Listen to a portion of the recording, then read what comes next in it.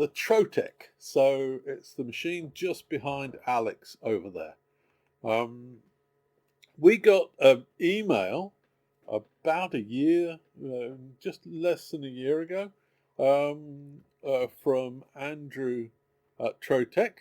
And basically he had a Speedy 100, which was a machine about so big, and he was wondering if we were interested. And of course we were, because by that point the red laser had failed its pat test, so we needed to get a replacement for the red laser. It would have been a perfect replacement. Unfortunately, this machine got donated to a school that was associated with one of the people who was doing the donation. But about a few months later, he sent another message to Andy Pugh. This is after Andy had left, saying there might be another Trotec. It's available for donation to a worthwhile cause. So we said, yep, we'll do the other Trotec. This is donated by the University of the Arts, London. They're just near Waterloo Station, so up in just south of the river there. We said, yeah, we'll go ahead. We talked to them, we coordinated, and then 3 dodgy guys got into a van and went and moved the thing down here. So it was picked up on the 1st of August. And it was moved over to in front of the photography area temporarily, while we moved the red laser out of the way, because as I said, it failed its pat test, we're not allowed to use it anyway. We had to move the tables around, and we had to change the extraction system, which we'll talk about in a second. A lot of that work was done by Kevin M., who's not here today. But by the time we'd finished all that, it was in place. It was in the place where you see it now in September. And then I started working to try and work out what we needed to do to actually control the thing. Of course, the Trotec uses another tweet of laser control. It works in a slightly different way from every other laser we've got. We got good support from Trotec. The Trotec company are giving us free support, so that's good of them. And we got good support from them. There's a whole load of videos about how to install this particular model, and there were 4 different install videos I managed to find, every one of which talked about a version of the software we don't have and features on the hardware that we didn't have. So every single one was incompatible with both the hardware and the software. But after 8 weeks, we managed to get the thing running. And that required that the support guys remote logged in and loaded new firmware onto the device. So there's obviously no way we could have done that ourselves. And it also required that we needed to buy a new server, which sits just behind the Trotec, on a little shelf just behind the Trotec. Basically, the way it works is that that server talks via USB to the Trotec hardware, and then we talk via Ethernet on the MakerSpace network to that server to then get the software to run. Okay, so we have a manual that has got all the checklists, how to access the Ruby software, how to do a simple workflow, which is what I'm going to say today. It's also got the location of all of the online help, mostly in this directory here. So it's one of the standard tool directories. And it's got the commentary test and the maintenance and the troubleshooting. It's all described in the manual. We've got a hard copy of that. These things normally live on top of the machine over there. And then if you go to the Trotec Help Center, you'll see that there's stuff about how to get started. There's troubleshooting stuff. There's online handbook and a whole lot of video tutorials. The online handbook, we've got a a hard copy of, and we've also got online on the same directory. There's like 80 pages of how to use this Ruby software. You can get it to do all sorts of clever things, the vast majority of which you never want to use. And then the video tutorials, there's a whole load of tutorials about how to use the software, all the way from getting started to some of the details about, the database of materials and stuff like that. Okay, so there's a lot of online help stuff. I'm going to show you a quick sort of 5-minute how to get your first project going, and then from there you'll be able to see on the manual or on the Ruby manual how to do the more sophisticated stuff. So the way you get started is by pointing any modern browser at this address here. It'll then ask for your username and your password. You need to have a login defined on the server itself. If you ask any of the directors, give them your email address, they can set you up with a login. So, and then I tried that and I got some sort of error message, I can't remember what it was. And I tried it here as well and got some sort of error message. Okay. Something has to be switched on. It should all be switched on at all the time anyway. For a login then, basically, we'll have a look at that. Okay. And the first thing you need to do when you log in is to change your password. Okay. So, but you do need to make sure you get that address right. The second thing you need to do is to install a certificate so that it'll not complain every time you try and log into the HTTPS. And you can do that by going to this address here. It'll ask you if you want to download the certificate definition. And on Windows, you then say, yes, I do, and I want to install it, and I want to install it on the local machine, and you go through all that step. On other operating systems, I'm sure it works in a very similar way. And then it won't complain when you've got the HTTP up on there. Okay, so once you started Ruby by going to this address, as I mentioned, then you get into the Manage screen. This is the Manage screen. You can tell which screen you're in by the one that's colored in red of those 4 at the top. So we got Manage, Design, Job, and Execute. And basically that's the order in which we run things, as I show you in a moment. Over on the left-hand side, we have 3 lines, which gives you a whole load of other options. So that does things like, for example, the user management, if you're a director, or it lets you get at the materials database, and various other bits and pieces to control the way the system's configured. And over on the right-hand side at the top, you've got what your username is, and a pull down to get various options, like, for example, changing your password. And then over here, if you're on the Manage screen, it'll show you the machine. The machine we've got is S3-1881. So it'll show that machine. And the connection thing here is showing green in this case, because that means that the Speedy laser cutter is actually turned on and it's communicating with it. If the Speedy is not turned on, you'll see this orange clock thing, because it says it's trying to connect. And then when you turn it on, it'll go through this startup thing where it shows it in red. So that basically shows you what's happening with the connection between the server and the machine itself. Okay.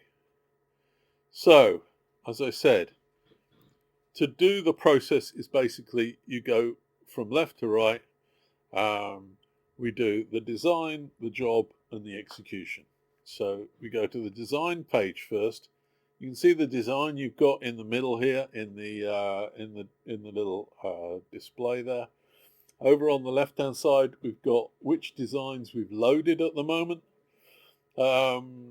And if you go to the pull-down thing just there, that'll say you want to import something. I would recommend that most of the time you design stuff in something like Inkscape, export it in SVG, and then you can load an SVG in here, pull down, browse to the SVG, say load that, and that'll load your design into the thing.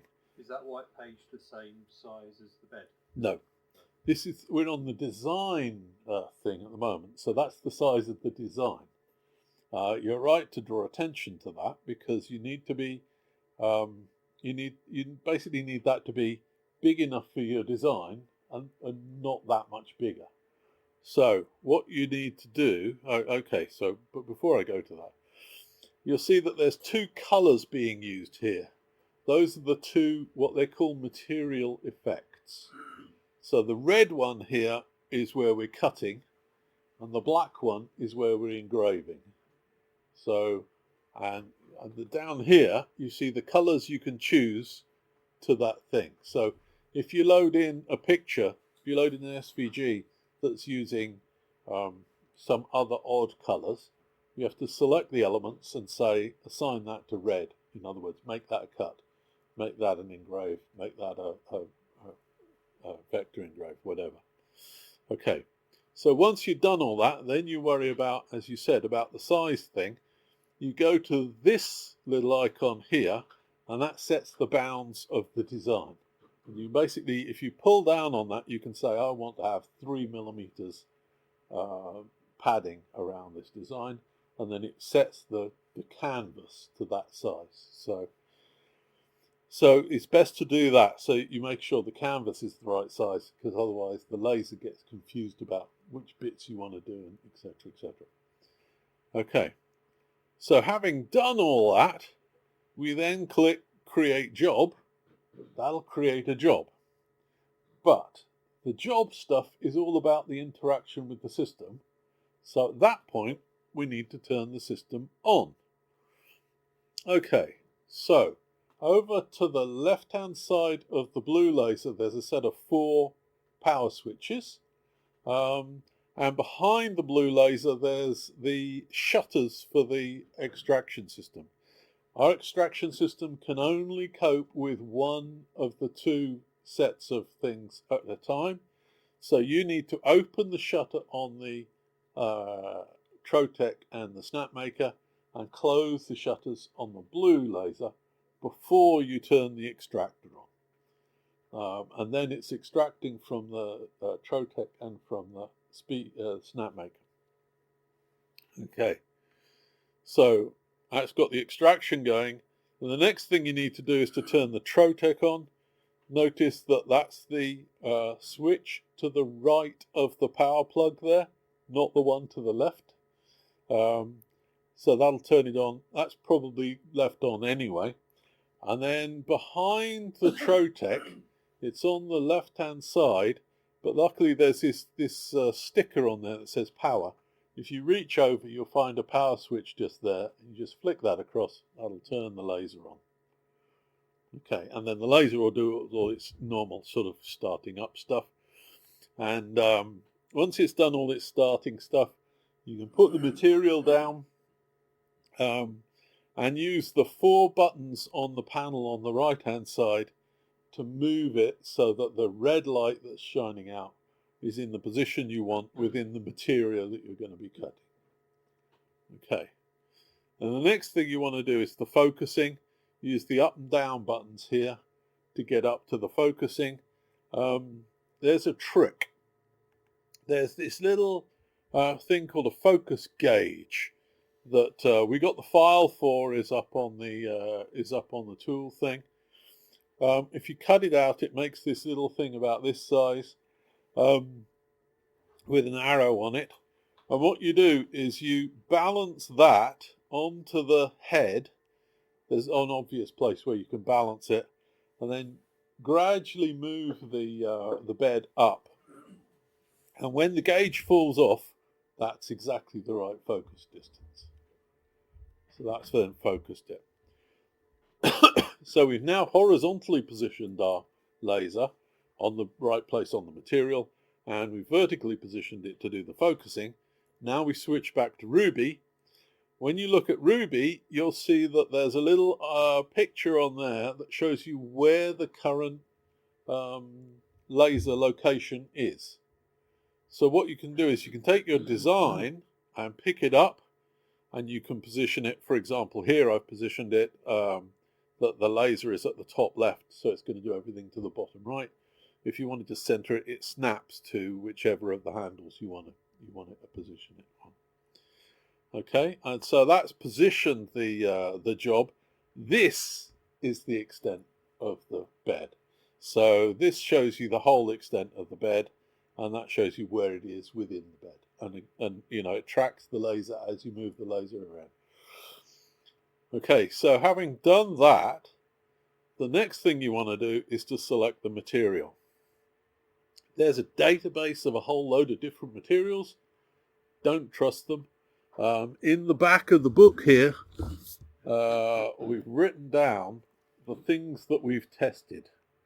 So, for example, if you want to cut stuff, there you go. The only thing I've managed to set up so far is the 3mm laser ply, and this is how you do the cutting, and so on and so forth. This is how you do the engraving. This is how you do the scan line engraving. This is how you do the vector engraving. That's where we've written down the settings that actually work in our environment. Don't trust the material stuff. The other thing is the material is named some rather odd names. So it tends to be named after the material that Trotec sell. So there's a thing called Trot glass, which is basically acrylic. And so you have to translate what they call Trot glass is really acrylic, and so on. And they've got various other things in here. And a lot of it starts TRO lays Ada. Don't know what that is. Anyway, we select our 3mm ply, for example. And that's got the three. So we now selected 3mm plywood. It says down here. And then if you click on this thing here, this button here, that'll then show you what the effects are. So this is where we set what the translation is from the color into the thing it does. So the red one here, for example, that's doing a cut, and that sets the power, it sets the speed, and it sets the frequency. Power and speed will be used to from other lasers. Frequency, the higher the frequency, the more power it's going to use. It's going to supply, and also the finer the thing's going to be. So if you want to get really good cuts on acrylic, for example, you want to set it fairly high frequency. So the frequency goes up to 60,000, which is really pretty high. If we're doing scan line engraving, then the frequency is fixed, so it's the same frequency all the time. But what you can set is the number of dots per inch it's going to use on the scan line. Okay, so the last time we saw we had a thing with black stuff and we had a thing with red stuff. The black stuff is basically engraving, but it's doing a vector engrave. So it's like a cut, but it's using such low power that it's not going to burn all the way through. It's just going to engrave the top, and the red stuff is powerful enough to actually burn the thing out. Okay, so now we've done all the stuff we needed to do on here. We go on to the queue, and we say we want to queue the thing we've selected just here. And that then pops up a couple of things saying, yes, we've added that to the queue. And that's finished with the with the job stuff. And we started to move across to the actual engrave stuff. So here we've got, this is the next job to run. Again, over on the left-hand side, you see the list of the things that are in the queue. This is a highlight thing showing you what you're going to do. And basically you press the little go button and it'll go. No, of course not. That would be way too easy. If you're sat on a remote computer and you tell it to run, it'll refuse because it says you're not sat on the local computer, which of course is the one round the back of the thing. So we can't run stuff from a remote login. We can do everything else, but we can't run the stuff. We have to execute on the actual server with the USB or on the hardware.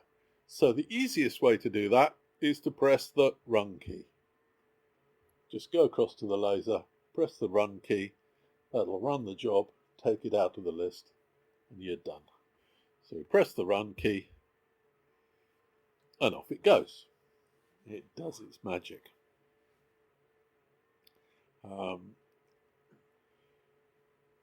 And you can see, there we go. It really does work. Oh, and by the way, the extraction system on here, as you'll see in a moment, the extraction system is pretty good. Spits out all that smoke and it all gets sucked to the back. Anyway, so, and that's our job done. Great. Go and pick up the job, do whatever. Okay, the next thing you want to do after you've finished all that stuff is to turn it off, which consists of turning the power off on the Trotec around the back there, switching the extractor off, and then swapping the shutters over. You should always try and leave the shutters so that the blue laser is enabled. The reason for that is because any of our members who are in wheelchairs, they can't reach the shutters, and the blue laser is most often going to be the one that they want to use. So we should always leave it with the blue laser ready to go. Okay, so as I said before, we've got the maintenance book as standard. Any events, anything that happens, write it down in the maintenance book if it seems a little bit odd, or even if it doesn't, and inform the maintainer, who's me. And if you've done some tests and you've got some material and you've worked out some new extraction, some new settings, then please write that down in the back of the book so that other people know about it, and save it away to the material database so that other people can use those settings in future. There is a piece of required training. It's a standard thing. It's nice and simple. It's basically to cut a tag for a key thing. There you go. So like that. So that I've got my phone number on my MakerSpace key. Anyway, so that takes about 20 minutes. I'm going to be, so in order to get some training done, I'm going to be here at 2 o'clock on Saturday. If anybody wants to have training on the Trotec, come along 2 o'clock on Saturday with your laptop or whatever, and I'll be able to take you through the training. Other than that, we're going to organise some other dates as well, because that's not convenient for some people. So we'll also organise some other dates when there's going to be Trotec training. Does anybody have any questions? The scale which says 74 centimetres across, do you think that's all available? Yes. When the Trotec guy came in last week, Friday, thank you, he actually checked it, and he made sure that when the thing says it's positioned at 0, 0, it is positioned at exactly the top left corner of that area, and it's pretty accurate. So yeah, I think that's pretty good. Any other questions? Are we going to have any settings for acrylic, or is it going to be a case of Yes.